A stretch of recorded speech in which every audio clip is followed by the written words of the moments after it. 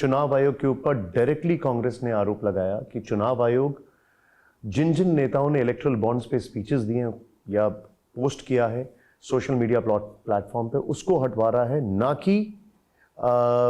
ना कि भड़काऊ भाषणों को। मैं बड़ा स्पष्ट करता हूँ, कांग्रेस जिसने 60 साल राज किया, आज वो हर संवैधानिक संस्था के ऊपर प्रश्न चिन्ह खड़ा करती है। इलेक्शन कमीशन हो, सुप्रीम कोर्ट हो, अन्य एजेंसियां हो। कारण विश्वास किस पे है कांग्रेस को? क्या इनके लिए कानून नया बनाए? इनकम टैक्स की अपनी ये रिटर्न फाइल नहीं कर सकते और हारते मुकदमे अपीलेट ट्रिब्यूनल में भी, कोर्ट में भी जाके, लेकिन कहते हैं हमारे लिए अलग से करो। भड़काऊ भाषण राहुल गांधी देते हैं, लेकिन मैं ओबीसी से माफ़ी नहीं मांगूंगा। फिर जब जेल जाने की स्थिति होती है तब वो अल्टीमेटली माफ़ी मांगनी पड़ती है। आप मुझे बताइए, ये किस तरह की राजनीति है? क्या इनके पास विकास के लिए या भारत के भविष्य के लिए कुछ नहीं? कांग्रेस के पास ये इंडी गठबंधन का मकसद क्या है? ये सारे भ्रष्ट एक मंच पे आके इकट्ठे हो गए, सारे सनातन विरोधी इकट्ठे हो गए, सब टुकड़े टुकड़े गैंग के साथ खड़े हो गए।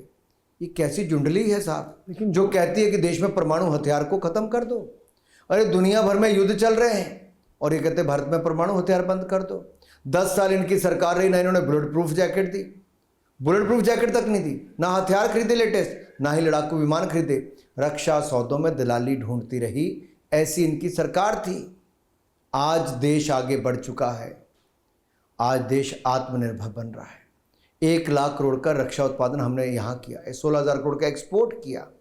देश की सरहद सीमा पर 6800 किलोमीटर की सड़कें बनाई, आज टनल्स बन रहे हैं, रेलवे लाइन पहुंच रही है, हवाई पट्टियां बन रही हैं।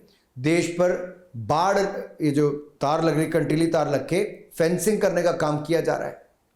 लेकिन जो इंस्टीट्यूशंस हैं, उन इंस्टीट्यूशंस को लेकर सवाल उठाए जा रहे हैं। आतिशी ने कहा कि चुनाव आयोग बीजेपी की सब्सिडरी बन गई है।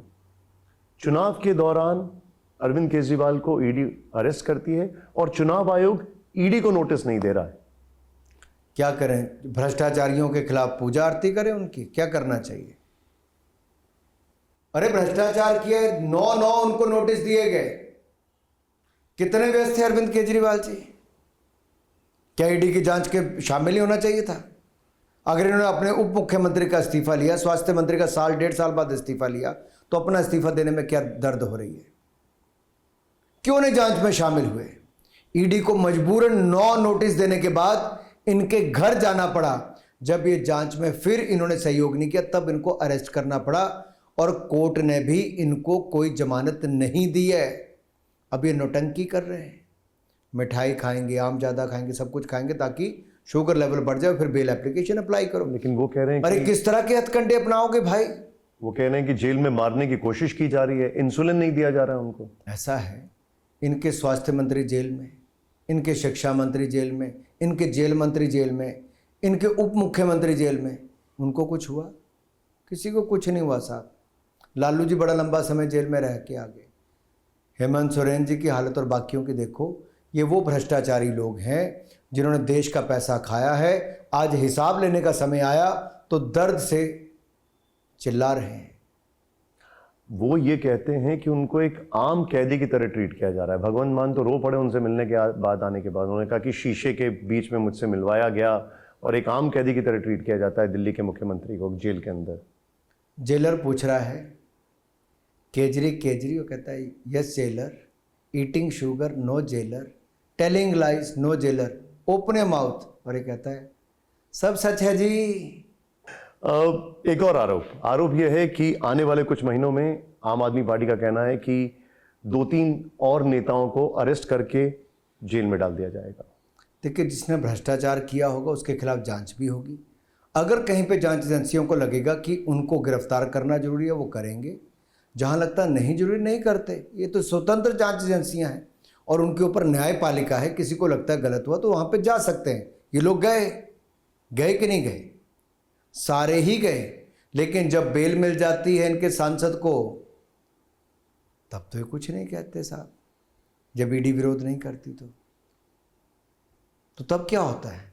जब जांच एजेंसियों की बात आती है अनुराग जी, तो ये आरोप बहुत ज्यादा विपक्ष की तरफ से लगाया जा रहा है और बड़े मुखर तौर पर ममता जी कहती हैं कि जांच एजेंसियों का इस्तेमाल किया जा रहा है विपक्ष की आवाज को ट्रैम्पल डाउन करने के लिए, उनको दबाने के लिए, उनको कुचलने के लिए। मान लीजिए YSRCP है, TDP भी विपक्ष में ही था, इस तरह की अनेकों और राजनीतिक दल है, BJD से लेके अन्य भी, उनके खिलाफ क्या हुआ? अब जिसके किसी नेता ने भ्रष्टाचार नहीं किया होगा वहाँ जांच एजेंसी क्या करेगी साहब?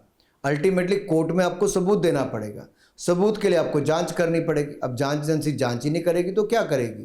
क्या ख़त्म कर दें और इनको लाइसेंस दे दें भ्रष्टाचार करने का? ये तो यही चाहते हैं कि EVM बंद कर दो और वापस बैलेट पेपर पे चले जाओ, हम लोग अपने ठप्पे लगाएंगे, पहले जैसे बूथ लूटते थे वैसे बूथ लूटेंगे। लेकिन अब वो नहीं होगा, सुप्रीम कोर्ट ने भी कह दिया है। कांग्रेस तो यहां तक आरोप क्योंकि लगा, जनता का दिल ये जीत नहीं पाए और ये पोलिंग बूथ लूटने की तैयारी करना चाहते थे, बैलेट पेपर वापस चाहते थे। ये तो भला है सुप्रीम कोर्ट ने डिटेल में सुना और निर्णय दिया है। ये कहते हैं, कांग्रेस कहती है कि हमारे अकाउंट इसलिए फ्रीज किए गए, राहुल गांधी जी का कहना है कि जिससे कि बराबरी का मुकाबला ना हो पाए, लेवल प्लेइंग फील्ड ना रहे, ये हमारे खिलाफ साजिश है। मुझे बताइए कितने राजनीतिक दल हैं देश में? कितने हैं? आज आप देश में एक आंकड़ा जरूर बताना कि कितने हजार राजनीतिक दल या कितने 100 राजनीतिक दल हैं और सबके ऊपर एक ही कानून लागू होता है। लेकिन कांग्रेस पार्टी चाहती है इनके लिए अलग कानून बने। इनकम टैक्स इनको देना नहीं, केवल रिटर्न फाइल करनी है। इतना 60 साल राज करने वाली पार्टी रिटर्न फाइल करने के लिए तैयार नहीं। एपलेट ट्रिब्यूनल गई तो इनके खिलाफ, फिर ये हाई कोर्ट गए तो इनके खिलाफ मुकदमा, तो इनके खिलाफ वर्डिक्ट आया।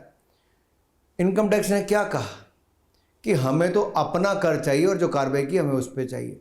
हम किसी के खाते नहीं बंद करें, हम कोई प्रिवेंटिव एक्शन नहीं कर रहे हैं।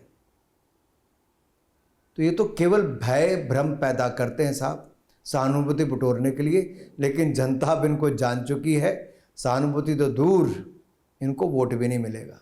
लेकिन वही लोग आरोप लगाते हैं कि उनके खाते फ्रीज हो रहे हैं, लेकिन जो भ्रष्ट नेता हैं या जिनके ऊपर भ्रष्टाचार के आरोप लगे वो बीजेपी में शामिल होते जा रहे हैं और बीजेपी उसको लेकर चुप हो जाती है। अब देखिए इनके सांसद के यहाँ पे कांग्रेस के 350 करोड़ रुपया मिला, तृणमूल कांग्रेस के मंत्री के यहाँ पे 65 करोड़ का नकद मिला। क्या इनके खिलाफ कार्रवाई ना करें? और अगर कोई और भी है तो उनका बहुत विस्तार में जांच होके रिपोर्ट कोर्ट में सबमिट की। अगर कोर्ट मानता है कि ये दोषी है तो उसको सजा है, कोर्ट मानता दोषी नहीं तो उसको सजा नहीं है। ये कोर्ट को तय करना है। तब वो वेलकम है बीजेपी में। फिर मैं कह रहा हूँ कोर्ट को तय करना है।